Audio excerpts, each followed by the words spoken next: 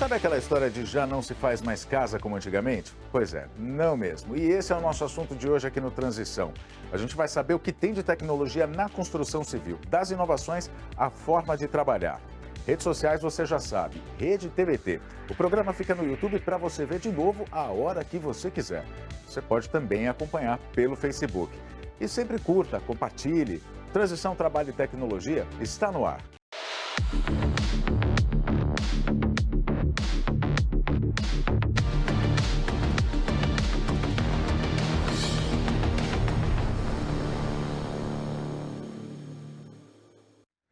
Bom, deixa eu apresentar os nossos especialistas, os nossos convidados de hoje aqui. O Cláudio da Silva Gomes é o Claudinho, presidente da Confederação Nacional dos Sindicatos de Trabalhadores nas Indústrias da Construção e da Madeira, está aqui comigo. E pela internet, online aqui, o professor Vanderlei John. Ele é professor da Escola Politécnica da USP, coordenador da Empresa Brasileira de Inovação Industrial e do Centro de Inovação em Construção Sustentável. Sejam bem-vindos, obrigado pela presença dos dois.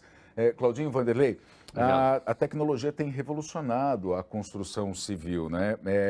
Hoje a gente constrói mais, constrói melhor, gastando menos, respeitando mais o meio ambiente, tem menos erros, menos acidentes de trabalho. A gente deu uma pesquisada nisso tudo, né? Em tecnologias, em softwares, programas de computador para uso na construção civil. Até parecem coisa de filme de ficção, né? E quando a gente fala em materiais, daquilo que se usa para construir, a coisa não é muito diferente. Mas a gente vai mostrar isso numa reportagem agora. O Bruno Mascarenhas foi a campo, foi saber das novidades e preparou essa reportagem que a gente vai mostrar agora. É justamente sobre os materiais que estão sendo desenvolvidos para esse setor. Vamos dar uma olhada.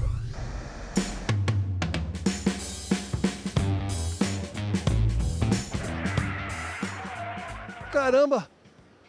Na semana passada eu passei por aqui, esse prédio não estava aí.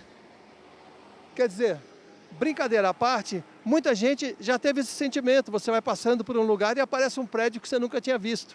Na realidade, ele não cresceu em uma semana. Mas uma coisa é fato, os edifícios de hoje estão sendo erguidos de uma maneira muito mais rápida do que antigamente. E isso se deve à alta tecnologia. Grande parte das construções de hoje são, na realidade, montagem. A estrutura, as vigas, as lajes são fabricadas sob medidas e trazidas prontas ao canteiro de obras. E dentro de um trabalho criterioso, as peças são montadas. Em relativamente pouco tempo, o edifício está pronto.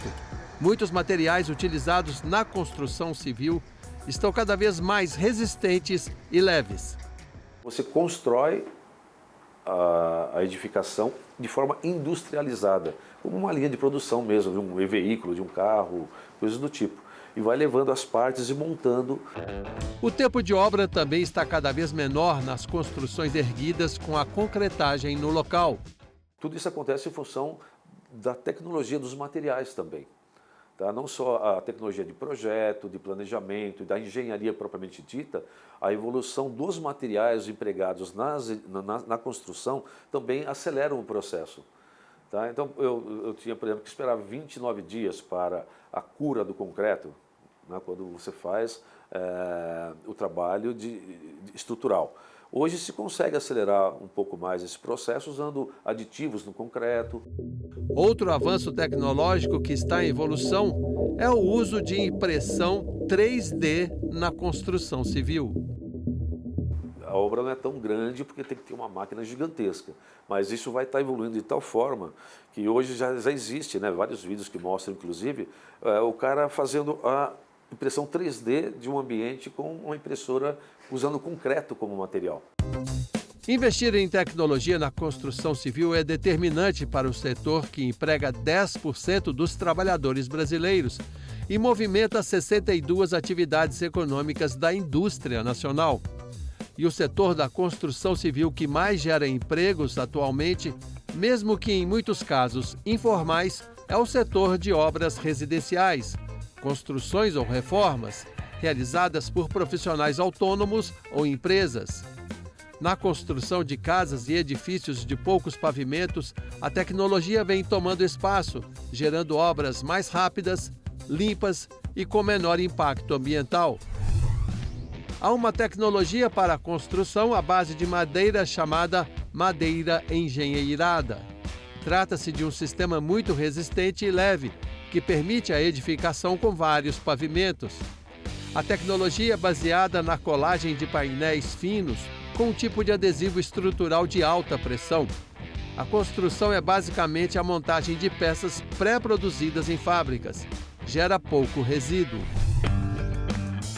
Uma novidade tecnológica é a janela líquida, desenvolvida pela Nanyang Technological University em Singapura, onde faz muito calor. A janela contém 2 vidros e entre eles há um hidrogel que estabiliza a temperatura. Retém o calor externo durante o dia e o libera aos poucos durante a noite. Essa tecnologia proporciona a economia de 45% no consumo de energia elétrica.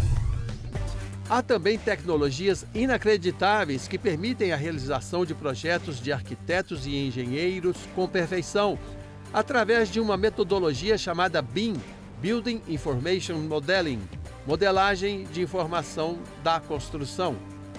Não haverá qualquer imprevisto na obra, pois a partir de recursos tecnológicos é possível prever todos os problemas. Mas essas tecnologias você vai ver daqui a pouco na próxima reportagem. Até já!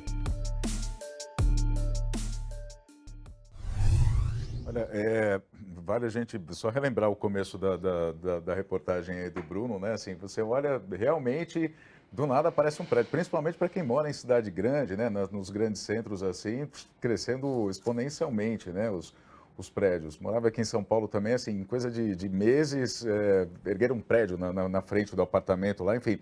E essa é uma realidade para muita gente. Agora, pela reportagem, a gente vê que tem mesmo uma revolução, um grande avanço em termos de tecnologia. Eu queria conversar com vocês a respeito do trabalho. Como é que fica? Essa revolução também se dá no trabalho? Como é que ficaram as condições de trabalho para os operários? Mudou, melhorou? Como é que vocês avaliam? Começar pelo Claudinho. Olha, na verdade é assim, toda vez que você implementa uma novidade tecnológica, você tem que fazer uma capacitação. Então, aquele profissional que não tem uma qualificação para trabalhar com esse, ele vai perder um posto de trabalho. Isso é natural do processo da evolução tecnológica. Então, assim, os trabalhadores que estão hoje nessas obras, principalmente daquilo que foi colocado no início da reportagem, dos pré-moldados, são já uns trabalhadores com algum nível de especialização, né, para trabalhar com aquele tipo de material. E assim também com os demais. Por exemplo, o vidraceiro que vai instalar o vidro de hidrogel não é o mesmo vidraceiro que trabalha com o vidro comum, né? Ele já tem uma especialização e tem que saber fazer um tratamento diferenciado para aquele produto. Então, assim, o processo de qualificação dos trabalhadores, ele acompanha as inovações tecnológicas nos processos construtivos, né? Agora, o professor pode falar sobre isso. Acompanha mesmo, né, professor? Como é que é a formação para esses trabalhadores? Na verdade, a questão da educação vai ficando cada vez mais importante, mais determinante, né, da carreira das pessoas, mesmo em setores como a construção, que não tem uma tradição de trabalhar com alta tecnologia, né? Aos poucos, o que a gente espera é um aumento grande de produtividade, vai ser menos gente trabalhando por metro quadrado, mas, por outro lado, essas pessoas vão ser mais especializadas e vão ser melhor remuneradas, quer dizer, a construção tem 11% do mercado e uma parcela grande dos operários é gente que tem uma renda ainda relativamente baixa, que está atrelada à nossa produtividade, que também é baixa, né? E a gente tem, no Brasil, pelo menos, uma grande necessidade de aumentar a construção. Tem toda a demanda de habitação popular, né, de habitação que são milhões, nós precisamos de infraestrutura, né? Uma forma de fazer isso é aumentando a produtividade, né? Mas tem outras vertentes também, né, que influenciam aí a questão da inovação, e uma delas que é super importante no momento é a questão das mudanças climáticas. A construção tem uma contribuição bem significativa, né, e isso vai afetar dramaticamente como nós construímos e não só os trabalhadores, mas também as pessoas que vão viver nessas obras. as condições climáticas, essa tecnologia que vem sendo desenvolvida, ela já está sendo desenvolvida pensando nesse tema, né?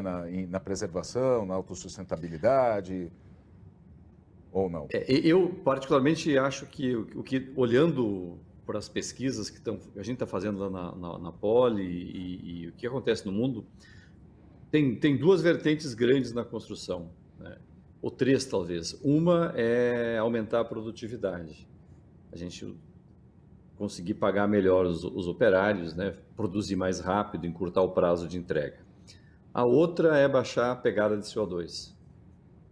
Essa é a coisa mais forte neste momento no mundo inteiro.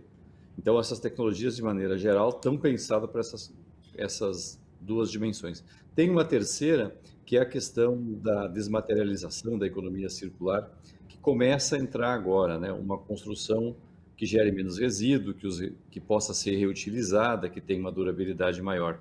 Mas assim, a inovação ela sempre tem um propósito, né? Ela sempre responde a um problema. E nesse momento nós temos bastante problemas para responder. Claudinho? Olha, aí na verdade o professor tem razão, porque quando você começa a trabalhar essa questão de você gerar menos resíduos, né? Se você, por exemplo, comparar com uma obra aí da década de 70, 60, você tinha toda uma armadura de madeira e um grande consumo de madeira, né? E aí você necessitava lá uma quantidade gigantesca de carpinteiros. Hoje você já tem as formas prontas, que você já não precisa mais utilizar a madeira que fazia. Da mesma forma, você gerava também uma grande quantidade de resíduos, de materiais que você descartava. A partir do momento que você já tem os blocos modulados para cada aplicação, você também reduz isso.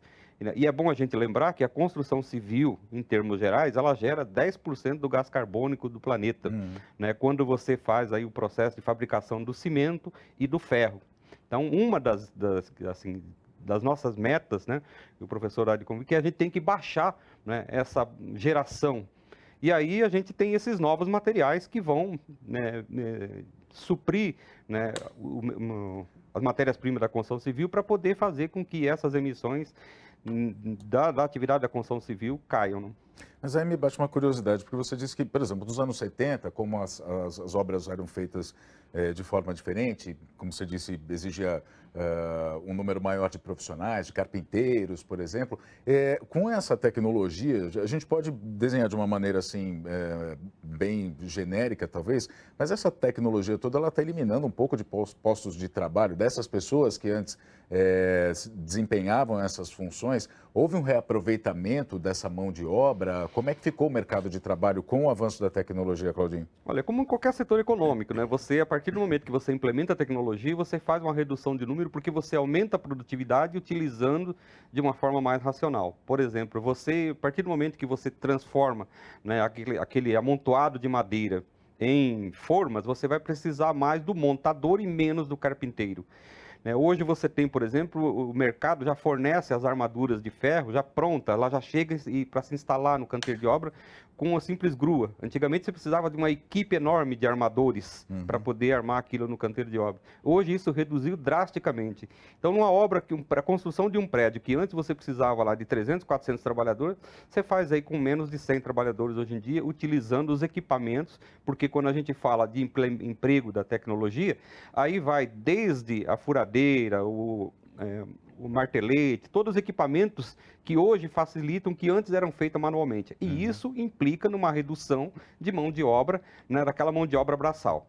Mas o professor disse que nós ainda estamos atrasados aqui no Brasil, porque a construção civil, em tese, ainda é meio que artesanal. Nós temos aí a utilização da tecnologia em larga escala e de ponta nas obras industriais. Nas obras, quando você traz isso para as obras, né, de construção de casas, de pequeno comércio, para o interior, ainda é o velho método artesanal, né, feito como era feito há 50, 60 anos atrás. Que era justamente uma das perguntas que a gente ia fazer. Sim, você tem as grandes obras, a tecnologia nas grandes obras, mas tem as pequenas, né, as reformas que sejam, né, das casas, das moradias. O professor falou em déficit habitacional, em necessidade de suprir essa demanda. Como é que fica essa segunda dimensão, digamos, das obras menores, professor? Qual é a expectativa? Eu acho que isso É tudo um processo, né? Vou dar um exemplo. Na década de 80, chegou uma coisa chamada pré-laje no mercado, né? Para fazer a laje de concreto, para botar o segundo andar ou até para fazer a cobertura, eu não precisava mais fazer forma, né? Ela acabou com as formas para fazer laje no mercado residencial. Não teve muito impacto no mercado de prédios de grande altura, porque o sistema construtivo é diferente.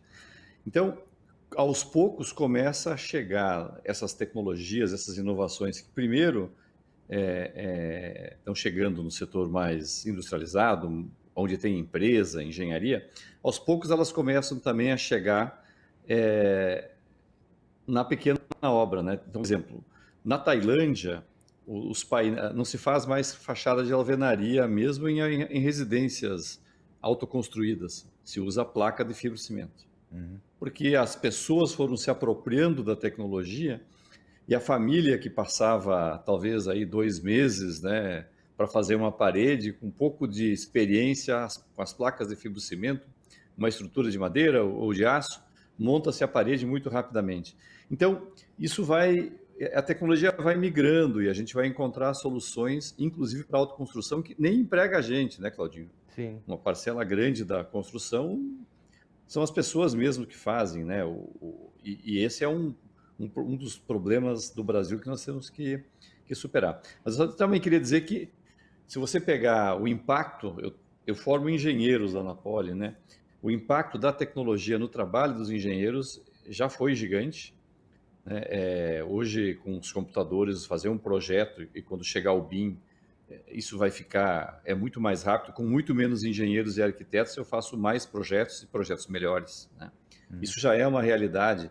O setor de projeto de estruturas talvez reduziu numericamente por um fator de 5. Hoje deve ter menos de 20% das pessoas projetando os edifícios que nós temos no Brasil, construímos hoje, do que nós tínhamos nos anos 80.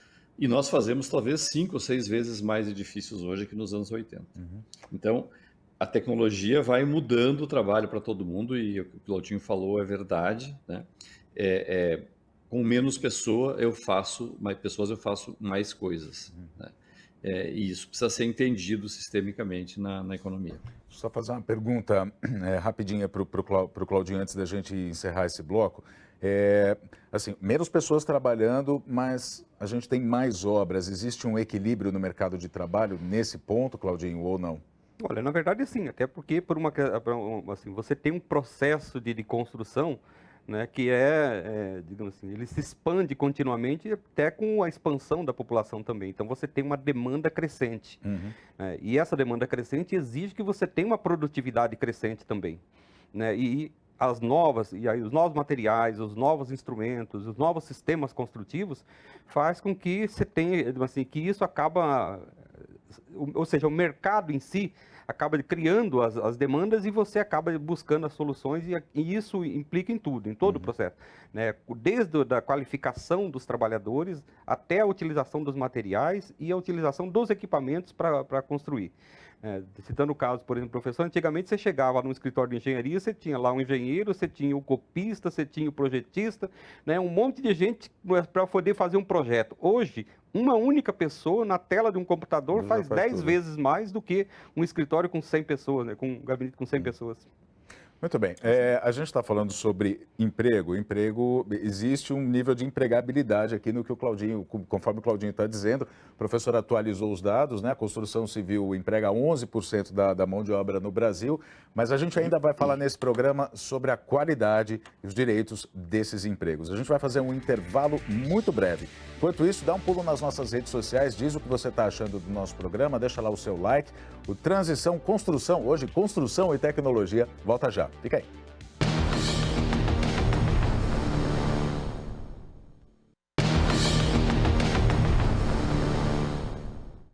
Já estamos de volta com o Transição. O Claudinho e o professor Vanderlei estão aqui hoje para falar com a gente sobre a Revolução 4.0 na construção civil. Vamos falar também sobre como isso muda o mercado de trabalho. A gente tem mais uma reportagem preparada que vai mergulhar um pouco no que é o BIM, em inglês, as iniciais de Building Information Modeling. o que em português significa modelagem da informação da construção. O Bruno Mascarenhas foi até a empresa BIM Excellence ver como é que funciona esse sistema. Vamos ver.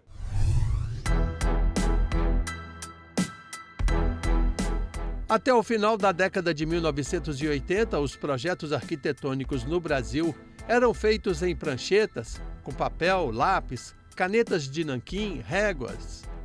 Na virada da década seguinte, os projetos passaram a ser feitos pelo computador, usando um programa chamado AutoCAD.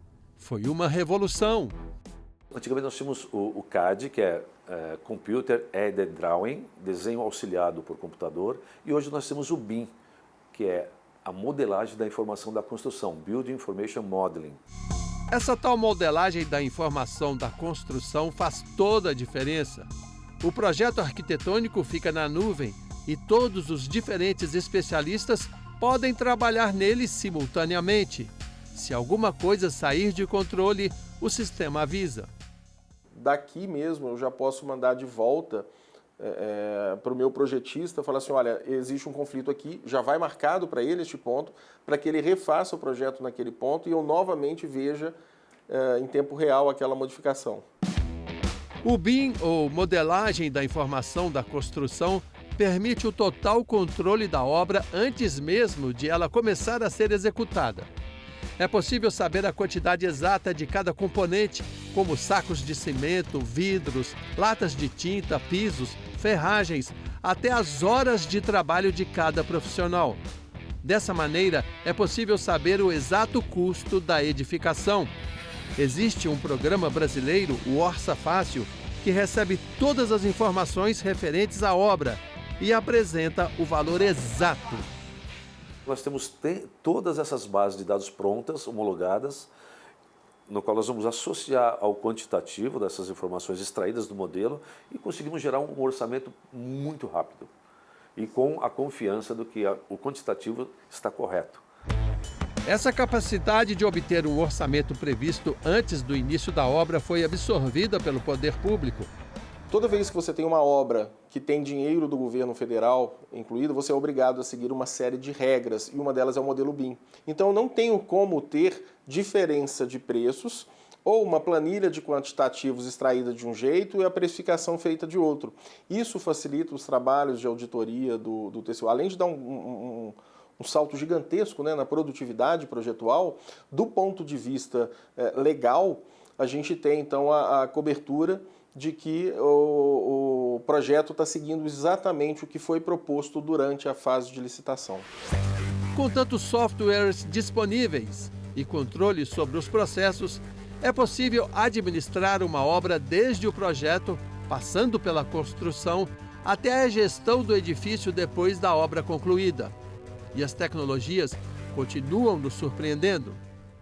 Tenho lá um galpão vazio, gerei um projeto de todas as instalações futuras desse galpão e eu posso levar o meu cliente até esse local e com essa modelagem associada a um software chamado Unity, eu faço o link, né? Eu faço com que o projeto seja linkado com um ponto comum entre o físico e o digital, tá? E através de um óculos ou até mesmo do tablet, de um celular, eu consigo enxergar o que será construído virtualmente dentro daquele espaço. Achou que chega de tecnologia? Veja só essa. Aqui a gente já tem menus que trabalham especificamente os itens que a gente vai trabalhar. Então, por exemplo, aqui eu tenho arquitetura e todos os elementos da arquitetura. Uma parede, por exemplo. Então eu crio uma parede aqui, vou inserir uma porta aqui, né, e depois eu posso modificar essa porta de lugar, por exemplo, colocar ela para um lugar ou para outro, e você vê que ele não necessariamente deixa o buraco da porta aqui. Quer mais tecnologia? Uma máquina na qual você passa sobre a superfície e ele verifica até 7 metros de profundidade o que existe ali embaixo. É algo incrível. Então você percebe tubulações de esgoto, tubulações elétricas enterradas. Essa estação aqui é a estação Congonhas do monotrilho, né? Aqui a gente pode ver os vários níveis da estação. Isso aqui está para cima do solo e isso aqui está para baixo do solo, né? Então esse acesso aqui, por exemplo, é exatamente para quem vem do metrô, né, vai conseguir acessar a estação de maneira subterrânea. Então vai sair do aeroporto, fazer a conexão e já parar direto na estação do monotrilho. As pessoas vão passar por debaixo da avenida. Vão passar por debaixo da avenida. Esse modelo conta com mais de 60 mil itens modelados. Eu quero substituir o vidro dessa fachada, né? Qual que é a área desse vidro? Qual que é a propriedade desse vidro? Ele é de algum fabricante específico? Eu comprei ele de algum fornecedor específico? Eu tenho todas essas informações. Pois é, a reportagem precisa terminar, mas as tecnologias não vão parar por aqui. Ainda bem.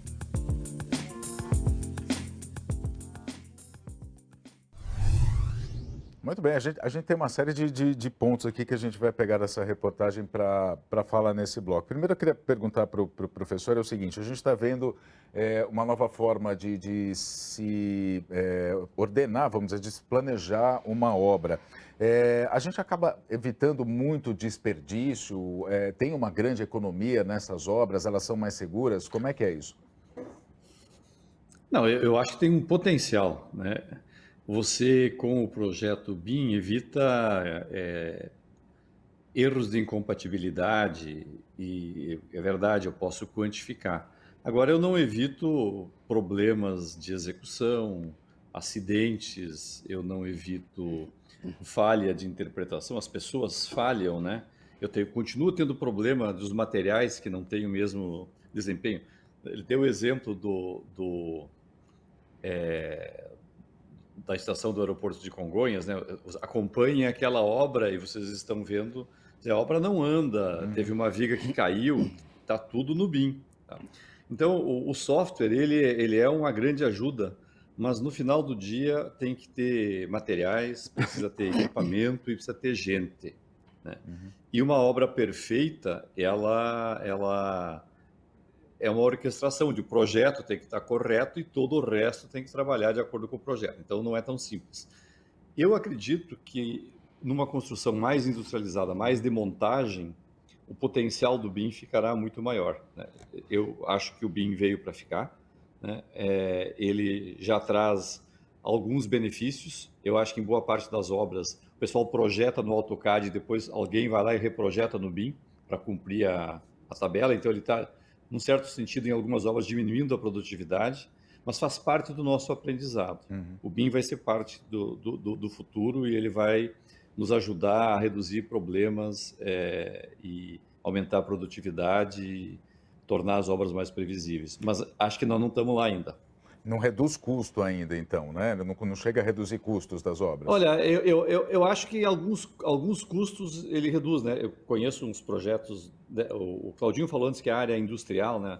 Quando você vai para galpões industriais, para galpões de logística, que são edifícios muito repetitivos, são muito parecidos, e a tecnologia é muito industrializada. Você fecha um galpão desses em 90 dias, né? A partir do projeto. Então, nessas obras, o BIM já dá muito resultado, porque ela está num grau de industrialização muito grande. Todos os componentes estão bem modelados e a obra é mais uma montagem. Agora, numa construção residencial, onde eu tenho bastante artesanato, eu tenho alvenaria, vem o tijolo, argamassa, tem que botar no prumo, enfim, tem que misturar a argamassa direito, ela não pode ficar muito tempo.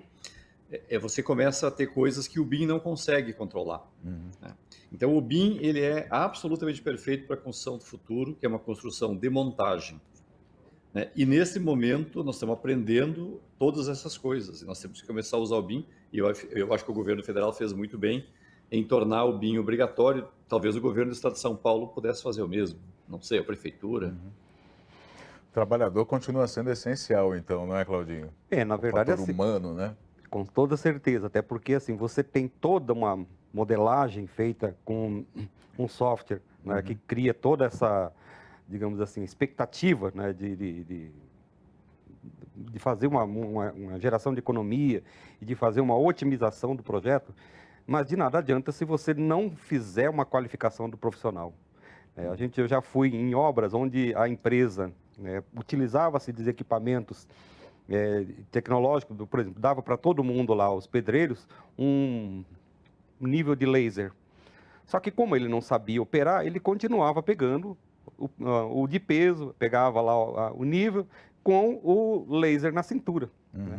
Então, assim, pressupõe-se que você tem que fazer a qualificação para e passo. À medida que você faz um projeto, né, com esse grau de evolução, mas você também tem que evoluir na qualificação do profissional. Aí eu faço a provocação, né? Vamos dizer, provocação entre aspas. Se existe em algum caso, por exemplo, como o professor disse, em grandes obras, se existe algum tipo de economia, de redução de custos, essa redução de custos tem que ser revertida em formação, né? Seria um bom caminho reverter em formação para o trabalhador, né? Para que ele consiga usufruir, usar essa tecnologia para poder trabalhar, né, Claudinho? Exato. Por exemplo, o que nós tivemos aí, hoje, a maior empresa que constrói ali os prédios do Minha Casa Minha Vida, né? Ela utiliza um sistema construtivo padronizado para praticamente todas as suas obras. Para isso, ela teve que especializar os seus trabalhadores. Então, ela primarizou, não terceirizou essa atividade. Todos os empregados que trabalham com o processo construtivo são empregados dessa empresa, né? E eles fazem rotatividade em cada obra. Então, assim, ela consegue ter o controle, né, de qualidade, porque sabe que aqueles profissionais sofrem um processo de treinamento constante. E aí você consegue realmente implementar aquele projeto que foi modelado daquela forma, porque já há uma experiência daquele trabalhador. Em muitas obras que a gente tem aí hoje, onde cada vez que você termina uma obra, você tem que montar uma equipe nova e assim sucessivamente, você não consegue dar continuidade nesse treinamento e nessa qualificação no uso daquela tecnologia. Mudar pouca coisa aqui o rumo da nossa conversa. Eu queria falar sobre um assunto que também surgiu aqui durante a reportagem do Bruno, e a gente já falou um pouco disso no primeiro bloco, é sobre os materiais que são utilizados. A gente está falando em tecnologia na construção, enfim, na edificação, digamos, mas tem tecnologia envolvida também no desenvolvimento dos materiais, né? A gente tem hoje novos tipos de tintas, tem o caso dos vidros lá, né, que são diferenciados. Professor, fala um pouco para a gente disso. Os materiais, o que se faz hoje de insumo para a construção civil, tem muita tecnologia que está sendo desenvolvida? Olha, essa é uma área extremamente dinâmica, né? Mas a primeira coisa que vamos precisar ter muito claro, nós vamos continuar construindo com concreto, um concreto diferente, mas essencialmente um concreto feito com um tipo de cimento que não é exatamente o mesmo cimento que nós usamos hoje, mas ainda é cimento Portland, né? Então, o que está vindo do futuro, de um lado eu tenho os materiais tradicionais que vão sendo melhorados, reduzindo a pegada ambiental. Quer dizer, hoje eu consigo fazer concreto que eu não preciso vibrador, é um concreto autoadensável. Eu lanço ele numa laje e o piso ficará perfeito, plano, liso, né? Por quê? Porque ele foi projetado para ser desse jeito. Ele ainda é um concreto caro, mas já se emprega, por exemplo, em alguns pré-moldados, né? Que era impossível há 20 anos atrás. Hoje se faz com tranquilidade. Agora, o que está surgindo de novo são coisas mais sofisticadas. Então, a gente tem uma frente. A gente vive num país tropical, quente, a radiação solar é uma fonte de calor, né? Esquenta as nossas residências durante o dia e durante a noite nós temos que não dormir porque está quente ou ligar o ar-condicionado, ventilador, etc., né? Então, existe, por exemplo, a tecnologia dos tetos frios, das superfícies frias, né? São superfícies que são brancas e claras e que refletem a radiação solar, baixando em alguns graus centígrados a temperatura interna das residências, o que é extremamente importante em termos de qualidade de vida, qualidade de sono, né, para as pessoas. E você tem a área de vidros, então é uma revolução muito grande. Você tem vidros fotocromáticos, fotocrômicos, eletrocrômicos. Tem vidros que podem ficar opaco, né? Só isso aí vocês poderiam fazer uma bela matéria. Eu ligo um disjuntor e o meu vidro fica opaco, né? Ou ele ligeiramente muda a transparência, né? É um mundo muito sofisticado a parte dos vidros. E aí tem o ressurgimento da madeira, que foi até falado antes, né? A madeira hoje ela ganha um novo status por causa da questão do CO2 e porque se resolveram alguns aspectos da madeira tradicional que limitavam o seu emprego. Então, hoje já existem edifícios onde as paredes estruturais são de madeira, as lajes são de madeira, né?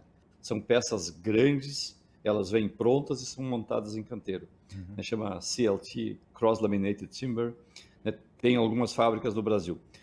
A madeira não vai substituir o cimento, o concreto, o aço, né? Porque, enfim, nós não temos uma oferta infinita de madeira, a gente precisa plantar, leva 10 anos para colher, né? A quantidade de materiais que nós usamos na construção é muito grande. Mas tudo isso vai mudar, né? E, finalmente, o que já está entrando no mercado são os painéis leves, de gesso, acartonado, cimento agora na fachada, painéis mesmo, painéis de madeira leve, né? Que nos Estados Unidos e boa parte do mundo substitui a alvenaria, que é a nossa tecnologia mais tradicional, por ser mais rápida, leve e fácil de trabalhar.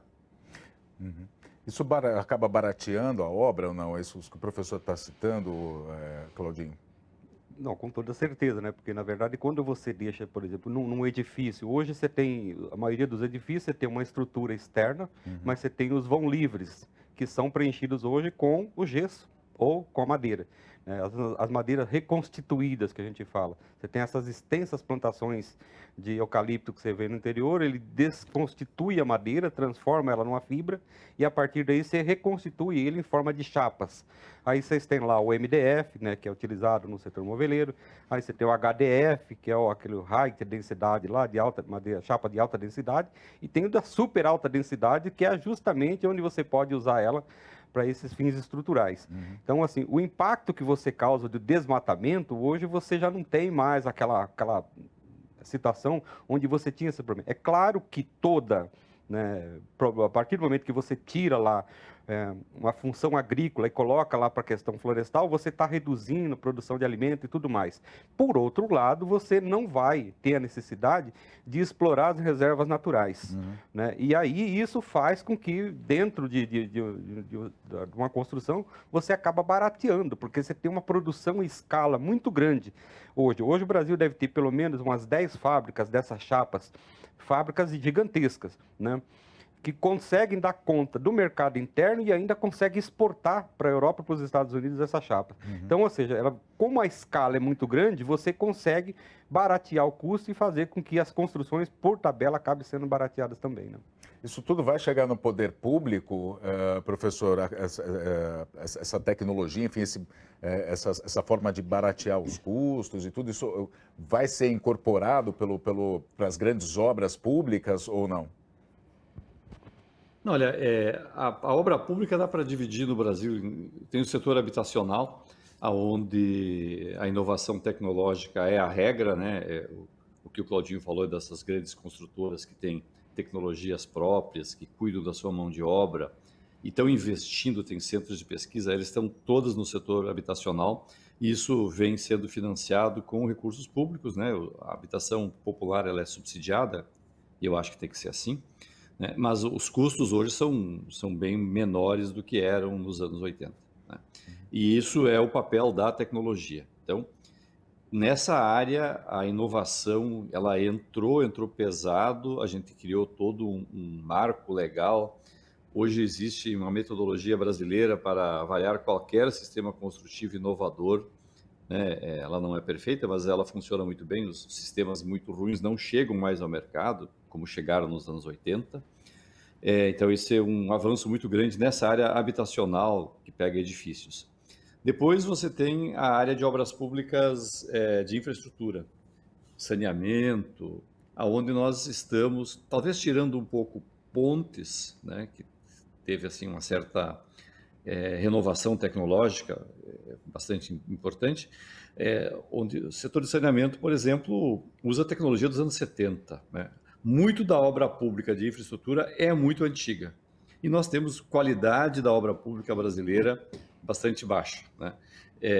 Acho que nós temos muito problema na área de habitação, mas o PBQPH, que é o programa que cuida da qualidade do setor habitacional, deu uma contribuição importante aí nos últimos 20 anos. Agora, na área de infraestrutura, que é um grande desafio do país, nós não temos nada disso. Esse é um problema muito importante que precisamos fomentar a inovação na área de infraestrutura para que todos nós tenhamos, né, hospitais, rodovias, saneamento, né, mais barato e eficaz. Tudo bem, professor. A gente precisa fazer um rápido intervalo. Você que está acompanhando a gente aí em casa, fica por aí que a gente volta rapidinho com o Transição.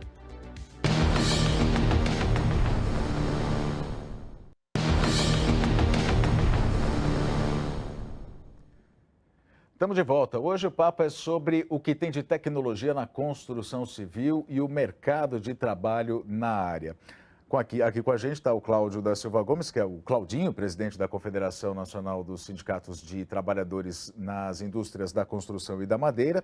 E acompanhando a gente aqui, também participando pela internet, o professor Vanderlei John. Ele é professor da Escola Politécnica da USP e coordenador da Empresa Brasileira de Inovação Industrial e do Centro de Inovação em Construção Sustentável. A gente terminou o bloco anterior falando sobre infraestrutura e vale a gente conversar um pouco mais sobre isso, né? O Claudinho estava falando para a gente aqui, né, durante o intervalo, que o Brasil é referência no mundo em termos de infraestrutura e, no entanto, a gente está um pouco atrasado nisso ainda. É isso, Claudinho, ou não? Olha, na verdade, assim, nós até há 5 anos atrás, né, nós tínhamos as grandes empresas, né, que eram líderes mundiais aí no setor da infraestrutura. Na construção, por exemplo, do metrô no Panamá, né, no aeroporto lá em Miami, estradas e rodovias, mundo afora. E nós tivemos um cataclisma dentro desse setor, que foi a Lava Jato, que ao invés de preservar as empresas e punir os seus dirigentes que cometeram crime, eles simplesmente destruíram as empresas, né? Impediram elas de operar e de continuar. O Brasil era um grande exportador de serviços na área de infraestrutura. E nós acabamos perdendo tudo isso. E isso era tecnologia também que você desenvolvia. Né? Por exemplo, a operação do pré-sal foi produzida por empresas brasileiras. Né? É uma tecnologia própria do Brasil e várias outras aplicações que eram para ser feitas. O professor, quando diz para a gente que nós temos aí no setor de infraestrutura, né, uma demanda de evolução tecnológica, essa demanda não é por conta das empresas que implementavam isso, mas sim por uma questão de investimento público. Né? Nós só tivemos, por exemplo, uma grande evolução no setor da habitação popular porque houve um incentivo por parte do governo para que isso se tornasse realidade. Nós perdemos no setor de infraestrutura nos últimos 5 anos mais de 300 mil postos de trabalho. Né? Que poderiam estar no processo de evolução e não essa perca como de fato acabou acontecendo. O professor quer comentar?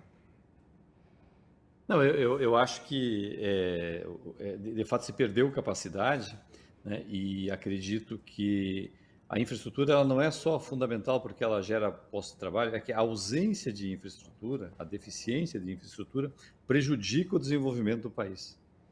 Ele custa, o alimento vai custar mais caro, a gente perde parte do alimento no transporte.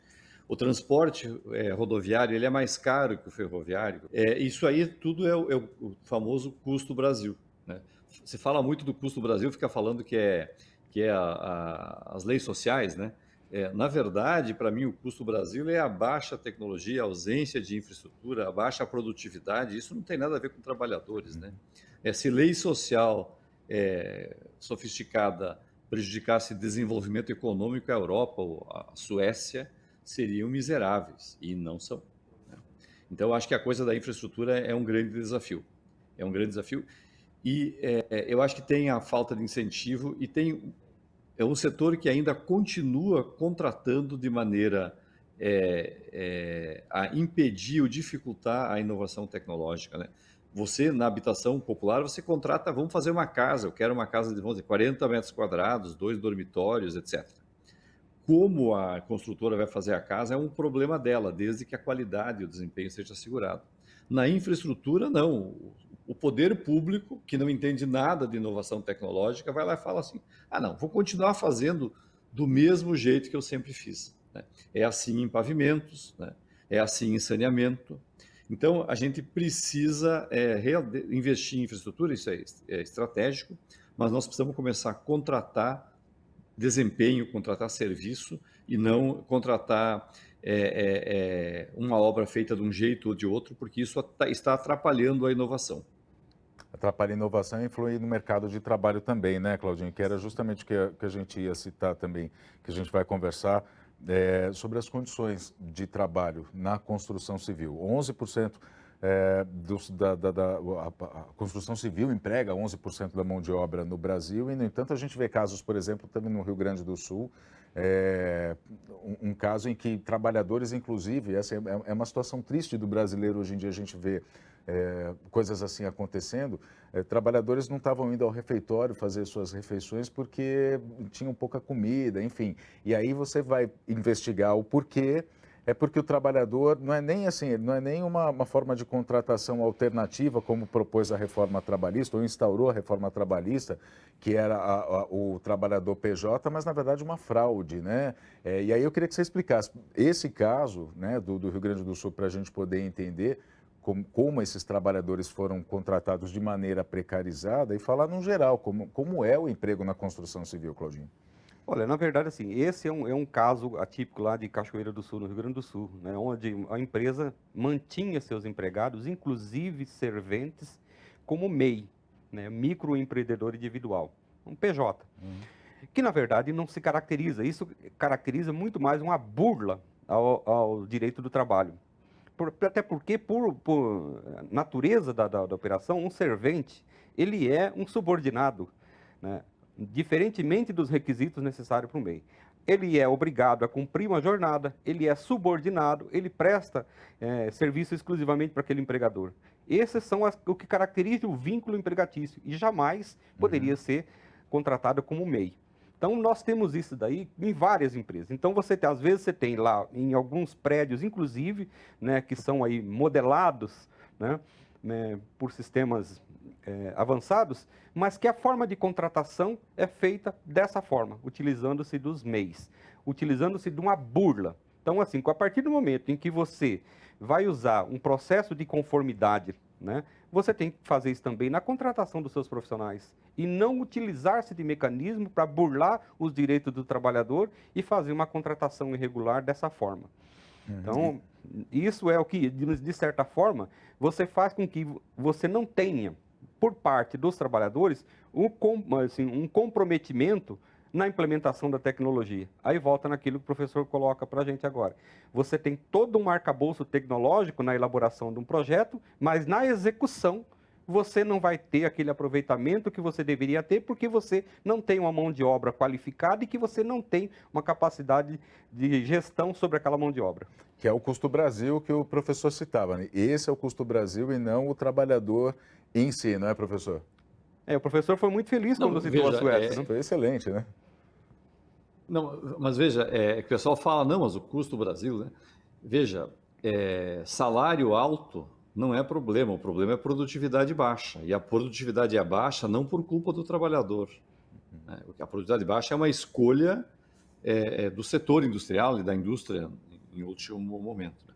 Eu, particularmente, acho essas empresas que aumentam a sua lucratividade, submetendo as pessoas a trabalho vil, acho que as pessoas, a liderança da empresa é uma liderança que precisava ser tratada não como um sonegador. Para mim isso não é sonegação, para mim isso é crime, né? Isso é crime. E eu acho que nós somos bastante tolerantes com esse tipo de coisa, né? Porque, veja, é muito fácil ganhar dinheiro explorando o outro, né? Mas também dá para ganhar dinheiro e muito dinheiro pagando bons salários, né? Respeitando os direitos de todo mundo. Tem muitas empresas, as boas empresas do Brasil fazem isso. A Isabela Chedid, que é a nossa roteirista, né, que ela alinha tudo, ela que desenha todo esse nosso bate-papo, ela está mandando aqui uma sugestão de pergunta, que é o seguinte, que é muito importante, né? A gente tem falado aqui no programa, inclusive, sobre a tecnologia em diversas áreas, ter um olhar para a diversidade, para a questão de gênero e tal. Na construção civil, que até então, pelo menos a imagem que todo mundo tem é que ela era majoritariamente masculina. Isso está mudando? Como é que está o mercado de trabalho? O mercado de trabalho na construção civil, e aí eu pergunto também depois para o professor se na área acadêmica, né, nas faculdades, nos cursos, tem mais mulheres ingressando, né, nessa área? Como é que está, Claudinho? Tem mais mulheres trabalhando agora ou não? Olha, Continua na verdade, masculina. Se você pegar por regiões, você tem algumas regiões do país em que você tem uma presença maior da mulher. Por exemplo, a região norte e nordeste, se você chegar num canteiro de obra, em torno de 20% a 25% são mulheres, em todas as funções. Desde a engenheira, técnico de segurança, servente, pedreiro, profissional que se utiliza dentro de uma grua. Quando você vai mais para o sul, que em tese é mais evoluído, você tem uma participação, uma presença de mulheres muito menores. Muito menor. Então você, assim, chega em torno, não chega nem 5%. E você tem, digamos assim, ainda aquele ranço, que é o ranço discriminatório, exacerbado nos últimos 4 anos, principalmente, né, por conta, digamos assim, de uma orientação que vem de cima. Que a gente sabe muito bem de onde é que é, né? Mas, professor, e nos cursos, na faculdade, tem mais mulheres se interessando pela construção civil? Não, aumentou enormemente na graduação, na engenharia civil, a participação feminina, né? Eu acho que na escola politécnica, hoje eu não tenho o número certo de cabeça, mas pelas minhas turmas, eu vou dizer uns 30% de mulheres, né? Isso é muito grande. Na década de 70, a gente tinha 1, 2 mulheres numa turma de 180. Hoje nós temos uma quantidade bem maior. E se você vai para a pós-graduação, a participação de mulheres aumenta ainda mais. Ainda dando aula, elas não são muito mais do que elas eram quase nada, mas elas ainda são uma parcela menor. Mas isso está subindo muito rapidamente, né? Mas eu acho que tem um problema na área mais na obra, né? Para a obra, é que eu acho que talvez a construção, a atividade de canteiro, ela não seja a atividade exatamente do sonho de muitas pessoas, né? E talvez ela não seja ainda a atividade do sonho das mulheres, né? Então, eu vejo, posso estar enganado, Claudinho talvez possa ter outra visão, eu vejo que ainda falta para o setor da construção fazer muita coisa para se tornar um setor atrativo, né? E essa muita coisa passa por salários melhores, por condições de trabalhos melhores, né? Menos esforço físico, mais máquina, mais equipamento, mais tecnologia, mais valorização da capacidade das pessoas, certamente irão atrair mais mulheres. Essa é a minha aposta. Também essa é a sua aposta, então, né, professor? Bom, eu queria agradecer a participação aqui de vocês, professor John, o Claudinho também da Conticom aqui por esse bate-papo. A gente poderia ficar mais aqui, mas infelizmente o tempo da gente é curto, né? A gente poderia conversar muito mais. Queria agradecer também a você aí que está nos acompanhando em casa, nas nossas redes sociais. Aliás, as nossas redes sociais estão aparecendo aqui na tela. Acessa, curte, compartilha para rever o que a gente já falou até hoje aqui no Transição. Vai lá nas nossas redes, vai lá nos favoritos, inclusive, para sempre se lembrar de ver a gente. A gente se encontra na próxima segunda-feira com mais um tema inédito aqui no Transição. Até lá!